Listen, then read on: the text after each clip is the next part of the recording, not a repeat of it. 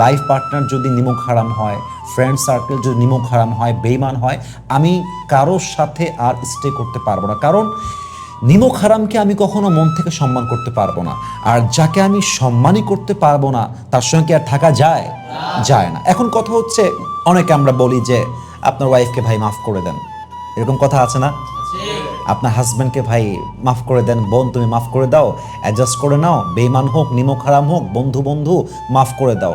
কথাটা হচ্ছে কি জানেন, সব জায়গায় ক্ষমা দিয়ে চলে না, ক্ষমার হাদিস সব জায়গায় দিলে চলবে না।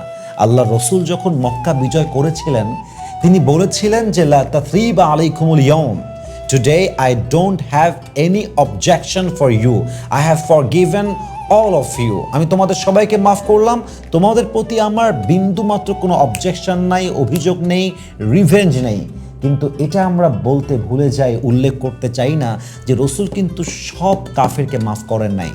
কিছু কাফেরকে তিনি পাকড়াও করার আদেশ দিয়েছেন, কিছু কাফেরকে তিনি শাস্তি দেওয়ার জন্য তাদেরকে শাস্তির আওতায় আনতে অর্ডার দিয়েছেন। কারণ সব জায়গায় ক্ষমা করলে অনেকের সঙ্গে জুলুম হয়ে যায়।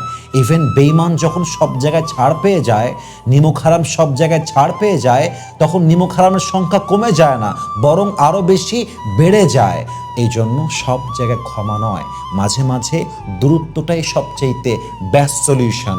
মাঝে মাঝে একা বাঁচা উত্তম নিমক হারামের সঙ্গে বাঁচার চাইতে, কারণ লাইফটা একা থাকলে মাঝে মাঝে অনেক সুন্দর যায় নিমক হারামের সঙ্গে থাকার চাইতে, ঠিক কিনা বলেন?